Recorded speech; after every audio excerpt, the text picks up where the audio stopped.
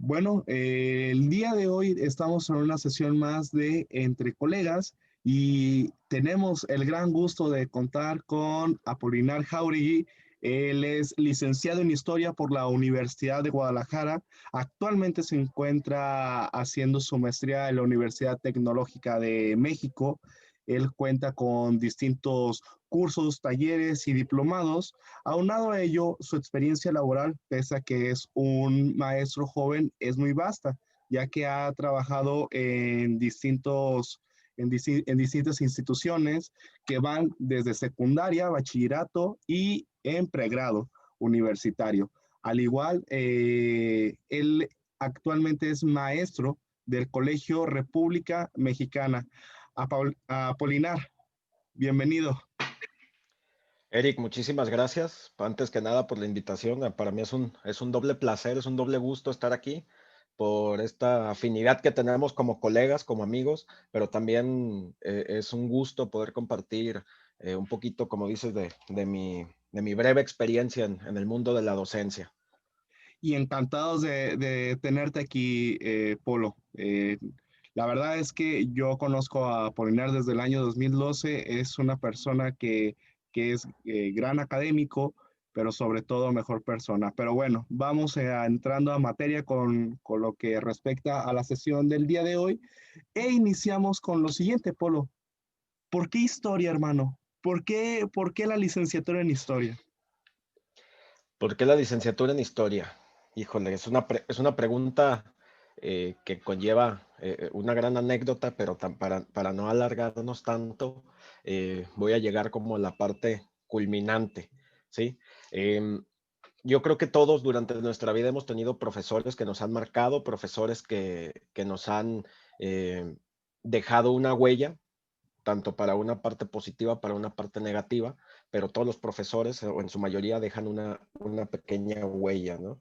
Y por ahí de la preparatoria, específicamente en cuarto semestre de preparatoria, em, tuve un gran maestro de historia, un gran maestro que fue el profesor Salvador Trujillo en la preparatoria de Puerto Vallarta. Y bueno, a partir de ver cómo él se apasionaba con los temas, a partir de ver cómo él tenía esta gran necesidad de hacer que nosotros como estudiantes pues nos desarrolláramos, que buscáramos más información más allá, que cuestionáramos más allá de lo que ya sabíamos. eh, Creo que para mí ahí fue como un doble play en el que yo dije, quiero ser docente, quiero hacer eso, quiero darle por ahí, y quiero irme por la historia también. ¿Por qué la historia? Porque para entender para comprender la realidad, para comprender el entorno de muchas materias, de muchas situaciones actuales, tienes que irte y tienes que remitirte a la historia. Entonces, para mí, ese doble play de decir, quiero ser profesor, quiero hacer lo mismo que hace este maestro y desde luego, pues otros tantos profesores, y quiero darle por la historia porque yo sé que me va a ayudar a comprender muchas de las situaciones actuales y de otras disciplinas. Y es por eso que yo decidí, con un gran desconocimiento de lo que era la disciplina y la licenciatura en historia, con un gran desconocimiento de lo que era la licenciatura en historia, pero fue que yo decidí darle por ese lado.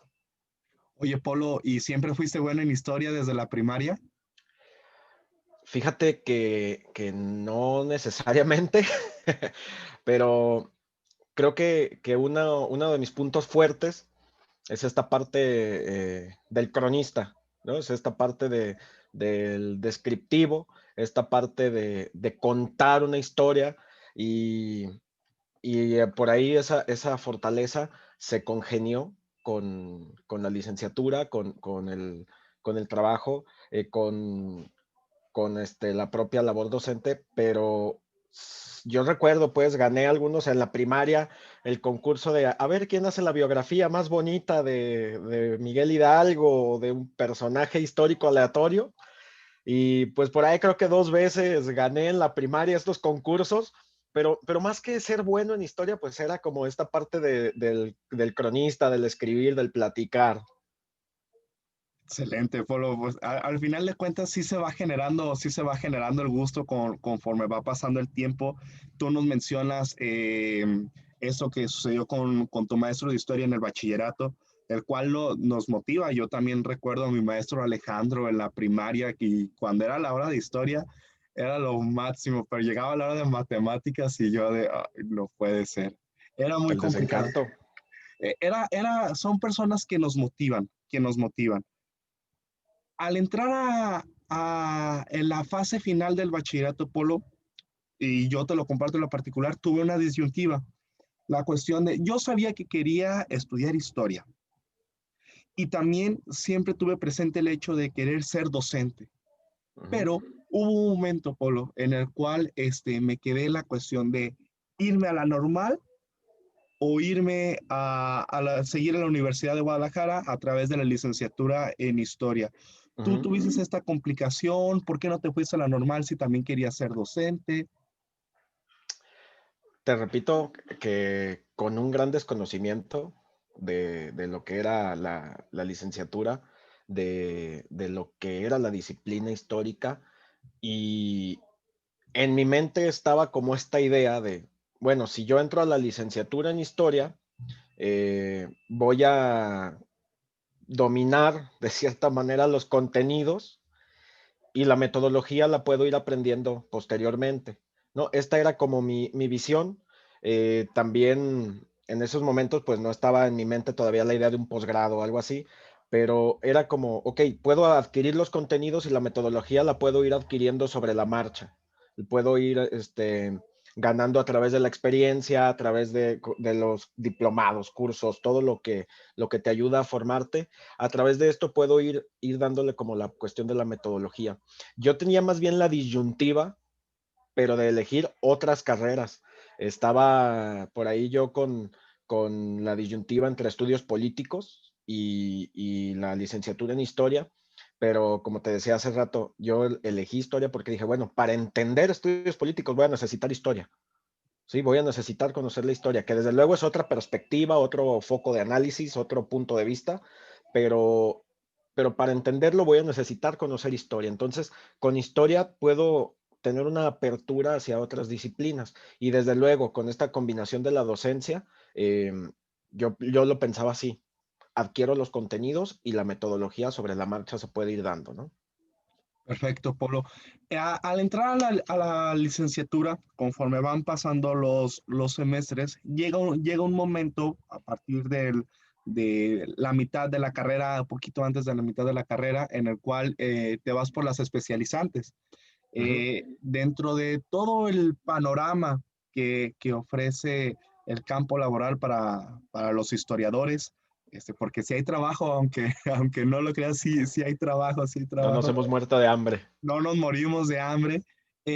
La cuestión aquí, Polo, está la corriente de la investigación, los que se van a los archivos, está otra que es la de la docencia. Ujú. Dentro de todo este panorama, siempre tuviste muy claro que te querías ir por la docencia, especializarte en la docencia Apolinar, o hubo algo ahí que conforme avanzó la carrera te llamó la atención. No, desde el día uno yo sabía que me quería especializar en docencia. Cuando nos comparten ahí esta cuestión de la trayectoria académica y de que llega el momento en el que tienes que elegir una opción especializante, licenciatura, desde el día uno para mí fue, quiero especializarme en docencia. Por ahí también los estudios de historia contemporánea de México del siglo XX. A mí me encanta también, tú lo sabes, toda la cuestión del México de los años 40, los años 70, esa época en particular. eh, por ahí me llamaba la atención y me agradaba el estudiar a lo mejor o el especializarme, perdón, en historia contemporánea de México y orientado al tema que si bien no realicé tesis o el tema que estuve investigando durante toda la licenciatura o tratando de investigar, que era pues el desarrollo del fútbol en Guadalajara, la historia del fútbol en Guadalajara y toda esta parte, ¿no? Pero eh, yo desde el día uno yo sabía que quería tomar la especialización en docencia. Polo, y al final de cuentas, tú lo tenías muy claro, pero estando ahí uno se empapa de lo que es la disciplina de la historia, todo lo que abarca y el cómo hacer historia. O sea, al final de cuentas, y se tiene esa creencia de que uno entra a la licenciatura de historia a aprender contenidos, pero no, Ujú. uno entra a la licenciatura en historia a enseñarte a toda esta cuestión de la metodología para hacer historia. Y creo que aunque se especialice uno en la docencia o en los archivos, la cuestión de la investigación, el saber con las cuestiones de las fuentes y todo ello, te da grandes herramientas. Esas herramientas, Polo, el saber cómo es la disciplina histórica, todo el proceso por lo que ha pasado la historia, haciendo hincapié sobre todo en los últimos 200 años con el positivismo, el historicismo, ¿de qué manera combinas en tu práctica docente el que sepas toda esta cuestión de la disciplina histórica, el que sepas tú cuáles son fuentes primarias, cuáles son fuentes secundarias, el cómo ha evolucionado la historia desde el positivismo, el historicismo, a la escuela de los anales, a la historia social, a la historia cultural? ¿De qué manera lo combinas con tu práctica docente, Polo? Eh, es una pregunta bien interesante. Pareciera que en la educación secundaria sería imposible, ¿no? Tratar de mencionar siquiera o de tratar de explicar esta cuestión que tú hablas del desarrollo de las escuelas sobre la escritura de la historia, sobre la investigación histórica, pero se realiza, ¿por qué? En esta primera parte, sobre todo con la última reforma que hubo, sobre todo en segundo grado, que a mí me parece que es un salto en los contenidos de primero, segundo y tercer grado, porque empiezan con historia universal en primer grado y luego en segundo, el primer trimestre prácticamente se habla de teoría de la historia. Se habla de las fuentes, cómo reconocer una fuente primaria, cómo reconocer una fuente secundaria, la subjetividad de la historia, el qué es un relato histórico, cómo se construye, cómo se investiga y cómo preguntarle a una fuente para que te dé información que tú requieres. A final de cuentas, esta parte de la teoría de la historia o esta parte incluso de las escuelas o de las corrientes de escritura de la historia se ven reflejadas en esta primera parte del curso de segundo de secundaria. Son prácticamente 3 meses, pero propiamente empiezas a generar en los chicos esta apertura a conocer, ok, el documento que yo tengo aquí en mi mano, por decir algo, ¿no? Esta acta de nacimiento o esta carta que mi abuelo le escribió a mi abuela o esta fotografía donde mi abuela sale en una parte antigua de Guadalajara o en tal lugar, es una fuente histórica y de repente yo he visto como que esta cuestión de que la historia pareciera que está nada más en los próceres, en los héroes, en toda esta parte de los grandes personajes históricos. Cuando empiezas a hacerle saber al chico, a generarle y que se dé cuenta que él también es un personaje histórico, de esta manera estás trayendo toda la teoría de la historia, lo estás reflejando y lo estás aterrizando en el chico, en el estudiante, ¿sí? Lo estás reflejando ahí porque te das cuenta de que la historia, como disciplina, como investigación, como construcción del conocimiento, no está en los grandes libros de historiadores para historiadores. Está en nosotros, en la actualidad, en esta sociedad. Y lo podemos ahorita con el proceso que estamos viviendo de esta pandemia. En un tiempo, nosotros vamos a ser los sujetos históricos estudiados. Correcto. Y al final de cuentas, Polo, aquí nos vamos a un aspecto fundamental, que es el hecho de, ¿sí me escuchas todo bien, Polo? Sí, sí, sí, adelante. El hecho de que es ahí donde se logra el famoso aprendizaje situado. El hecho de que diga el estudiante, que digan el educando, entonces la historia está aquí cercana. La historia aquí me está rodeando, no está alejada, no está en los monumentos, no está en el pasado. La historia está presente, yo la tengo, yo la puedo sentir, yo estoy haciendo mi propia historia. Mi familia, vengo de una historia, tengo una historia detrás de mí, y es ahí donde los alumnos pueden sentirse más cerca y que al final de cuentas le encuentran una utilidad a la historia, ¿verdad? Muchos pueden decir, ¿de qué me sirve saber quién carambas es Miguel Hidalgo, Benito Juárez, y que Benito Juárez era de Oaxaca, y que Francisco y Madero, y que Díaz Ordaz? ¿De qué me sirve? ¿De qué me sirve todo ello? Es ahí donde el alumno puede encontrar y puede ir relacionando su vida, la vida de su familia, de quienes lo rodean, con la historia, y sobre todo a edades muy tempranas, ¿no? Simplemente, ¿de qué me sirve saber quién es Benito Juárez? Para que sepas por qué se llama así la calle donde vives, para que sepas por qué la calle principal de Guadalajara se llama Alcalde, ¿sí?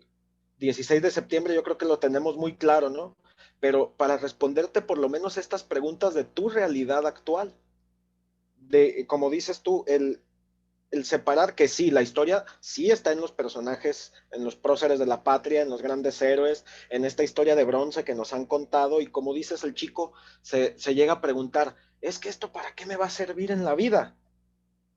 ¿Y para qué me va a servir el conocer el que Miguel Hidalgo fue el que dio la arenga de independencia? Pero aquí yo lo he tomado desde un punto diferente, Eric, en la práctica, no solamente en secundaria, en los pocos años que tengo dando clases, por la parte de la destrucción del mito, por la parte de la resignificación. Todos tenemos ya una idea preconcebida de lo que es la historia. Entendemos más o menos la historia de México y los grandes héroes, pero cuando los agarras y te das cuenta que no eran tan héroes, te das cuenta que el mito que se hizo alrededor no era cierto, te das cuenta que por lo menos el hecho histórico que, por ejemplo, la revolución que estamos por celebrar, el punto culminante y el punto máximo de la revolución, pues no es el 20 de noviembre. O sea, fue un proceso, fue una serie de hechos que al final de cuentas generaron un cambio social eh, impresionante en México y que permeó también a otras partes del mundo, pero el 20 de noviembre a mí me parece un reduccionismo solamente, ¿sí? El resignificar, ok, ¿qué pasó el 20 de noviembre realmente a las 6 de la tarde? ¿Qué pasó realmente ese día? Y si lo resignificamos y resignificamos a Madero, y si Madero es el apóstol de la democracia y es el máximo héroe de la revolución, eh, ¿dónde quedan los demás? ¿O por qué hay tantos otros héroes en este Olimpo revolucionario o en este Santoral revolucionario? ¿Sí? El responder ese tipo de preguntas, el poner el mito, tratar de resignificarlo, tratar un poco de destruirlo o de deconstruirlo, eh, yo creo que genera curiosidad, genera el deseo de saber, y más en los chicos, a los chicos, a los jóvenes de secundaria en concreto, si tú le dices la historia es así, la tienes que creer así, pues no te van a hacer caso. A los jóvenes pienso yo que hay que generarles esa curiosidad y hasta un poco esa contrariedad de cuestionar esto que me han dicho toda la vida, resulta que no es así. ¿Por qué no es así? Y al final de cuentas, Polo, tú estás mencionando algo muy importante que es ese reto son a lo que nos enfrentamos los docentes de historia, los docentes de historia. Estamos viviendo un año que al final de cuentas es muy sui generis. Jamás en mi vida me hubiera imaginado el vivir todo lo que ha pasado. Eso se ha visto en mi vida diaria, en la manera de relacionarme, en mi profesión, en mi práctica diaria. El hecho de ya ahora dar las clases mediante el uso de estas herramientas tecnológicas como la que ahorita tenemos, nos ha hecho cambiar nuestra perspectiva y nuestra práctica docente.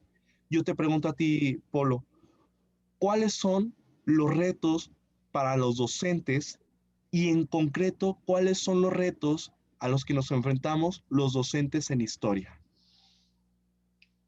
En esta primera parte, ¿cuáles son los retos a los que nos enfrentamos los docentes? Yo creo que es una cuestión sistémica en la que poco a poco se está orillando más a que el alumno apruebe, a que el alumno eh, tenga sus grados, tenga su título, su certificado, si tú quieres, por encima de los contenidos y los aprendizajes. Creo yo que como docentes esto es uno de los principales retos y no es nuestra culpa, es una cuestión sistémica que se está volviendo cada vez más real. Desde luego yo estoy completamente de acuerdo en que debemos de ser empáticos con los alumnos, que debemos de conocer cuál es su situación socioemocional, que debemos de saber cuál es su situación económica, su situación familiar, pero en ocasiones creo que ya se está generando una especie de ser permisivo, una cuestión ya de que se es cada vez más permisivo y es una cuestión, repito, sistémica, no por los docentes. En esta parte de los parámetros para la evaluación, los parámetros para conocer si realmente el alumno domina o no domina los contenidos o los aprendizajes esperados. Sí, yo creo que como docentes también se ha tenido en los últimos tiempos una subestimación, una desvalorización de la profesión docente, en la que ahora el docente se vuelve casi casi un empleado de las familias o se vuelve casi casi un obligado a hacer que el alumno eh, pase de año, tenga buena calificación y que comprenda la situación del alumno, por encima de la figura del docente como autoridad. Yo creo que, bueno, conociéndote ya por los años que tenemos de amistad, estamos cocinados a la vieja escuela, ¿no? En la que a mí me pasaba, por ejemplo, que mi mamá me decía, si el maestro te está regañando es por algo, ¿sí? Y desde luego, pues no se quedaban ahí, siempre era una cuestión de preguntar el por qué y los motivos, pero se generaba este respeto a la figura de autoridad del maestro, se generaba eh, este posicionamiento de el maestro es una autoridad y lo tengo que respetar. Y ahora no, y yo me he encontrado ahí en redes sociales con capturas, con imágenes de mensajes que los padres de familia envían a los maestros y, y ahí es donde te das cuenta tú mismo que desde las casas se desvaloriza el trabajo del maestro, que hasta el hecho de que los papás quieren cobrar por hacer el supuesto trabajo del docente, hasta la cuestión de faltarles al respeto, no con lenguaje altisonante, si gustas, pero con palabras con acciones en la que por completo se tira al trabajo, perdón, a la basura el trabajo docente. Creo que ese es el principal reto en el panorama actual y en la situación del confinamiento, ¿no? Y por otra parte, la cuestión como docentes de historia, ¿cuál es nuestro principal reto? Eh, Siendo docentes, creo que todos tenemos una misión o una motivación, mejor dicho, de generar un cambio en los alumnos, de generar un cambio, por ende, en la sociedad, en nuestro entorno. Sí, y creo que por algo hemos elegido esta carrera.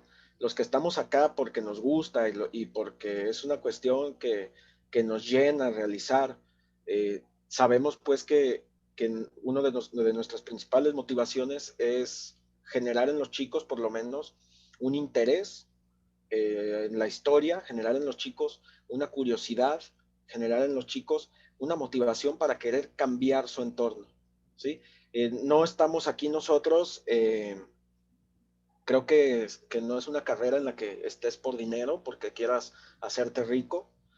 Se puede llegar a vivir tranquilo, ¿no? Pero no es una carrera en la que digas, te vas a hacer millonario. No es una carrera a lo mejor en la que tú puedas decir, aparte de lo económico, voy a viajar, voy a conocer lugares, que probablemente sí se puede dar, pero de una manera como muy, muy local, si gustas. Pero es una carrera que tiene una gran paga en la cuestión de saber cuando tú conoces a un alumno, que lo ves cómo cambia a lo mejor sus perspectivas, o que lo ves, ah, profe, este tema me gustó porque lo relacioné con tal situación, y esta paga secundaria o esta paga no monetaria, si gustas ponerle así, es lo que a muchos nos sigue motivando y nos da incluso como esa sensación de decir, bueno, hice bien mi trabajo o algo estoy haciendo bien. Y como docentes de historia tenemos una doble obligación, como docentes de sociales en general, porque estamos formando personas, estamos trabajando con personas y también estamos trabajando con ciudadanos futuros. Entonces, si tú no le das a los jóvenes en esta etapa que es tan formativa como la secundaria, en los últimos años de primaria, las bases y los argumentos para saber que como ciudadano tienes que comportarte de acuerdo a lineamientos éticos, y no estamos hablando de cuestiones moraloides, sino con lineamientos éticos, con un respeto a las leyes, con un respeto a las autoridades, con una exigencia de tus derechos, con un ejercicio responsable de tu libertad. Y, y de esta forma en la que como docentes de sociales generamos pues esta curiosidad en los temas, creo que a veces también nos encontramos con mucha apatía. ¿Sí? Yo he visto en los chicos así como estos dos polos, ¿no? Por una parte, los chicos que se interesan mucho en los temas sociales, que se interesan mucho en las cuestiones incluso históricas, y los chicos que pues a mí no me afecta, a mí no me pasa nada, yo estoy bien, como toda la gente, ¿verdad? Como en todos lados. Entonces, pues el reto quizá no está ahí con estos que ya se dieron cuenta que algo está mal en la sociedad, que les interesa la historia, que les gusta hablar de temas sociales. El reto está con los otros. Por qué a este chico no le interesa el tema social? ¿Por qué a este chico le da igual que hayan matado a un periodista que fue a hacer una cobertura? ¿Por qué a este chico no le causa ningún empacho el que haya abusos policíacos? ¿Por qué este chico dice, no, pues mientras a mí me vaya bien, no me importa? Ahí está el reto. El reto está en, como docentes de sociales, eh, generar en esta etapa, generar en estos chicos, en esta parte de la sociedad, porque son un reflejo de las familias, a final de cuentas, los alumnos, generar en ellos este interés.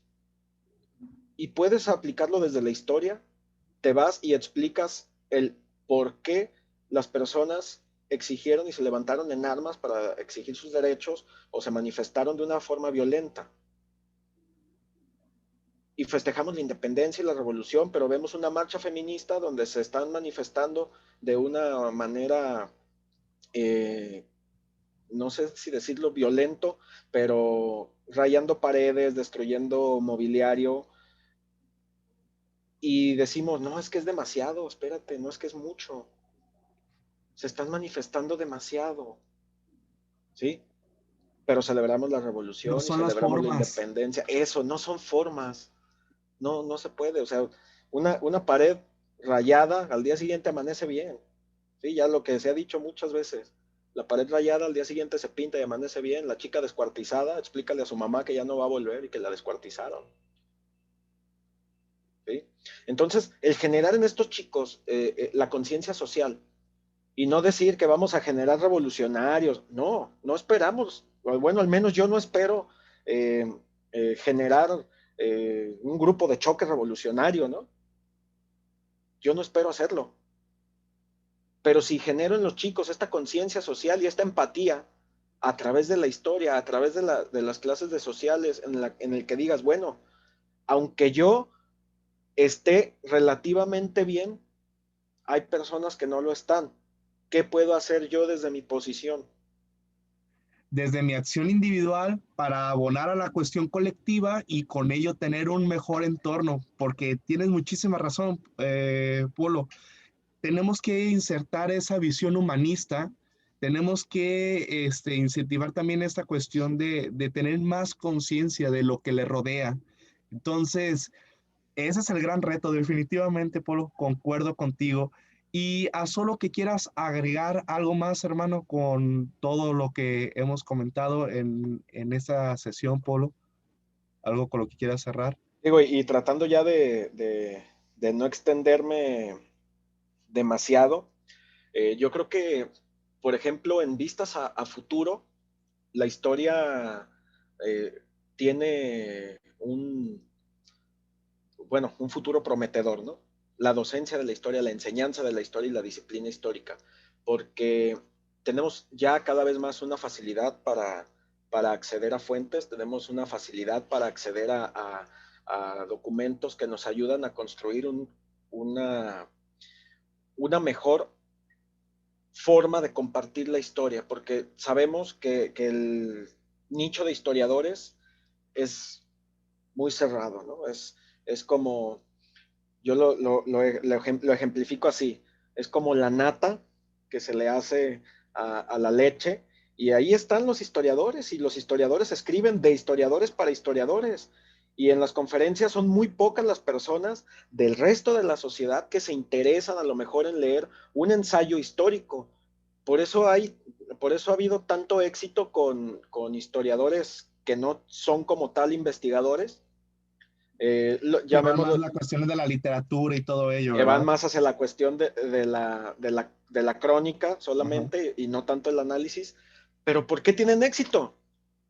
¿Por qué es más conocido Krause que Matos Moctezuma? ¿Por qué ha tenido más éxito Krause en esta forma de contar la historia tan oficialista que, que historiadores de más renombre y que tienen una cuestión de un rigor científico propiamente de la historia? Entonces creo que nos viene un futuro prometedor a la disciplina histórica porque cada vez tenemos más fuentes y porque tenemos más espacios para compartir este tipo de intercambios, este tipo de conferencias virtuales, los propios catálogos de imágenes antiguas. Tú puedes ir ahorita y ver el museo que se te antoje de forma virtual, y creo que eso orilla a la gente en general, los no historiadores, y sobre todo a los que vienen más abajo, a tener un interés mayor. Y creo que como a futuro la disciplina de la historia probablemente tenga que adaptarse a estas nuevas fuentes, pero le va a ayudar a divulgarse más.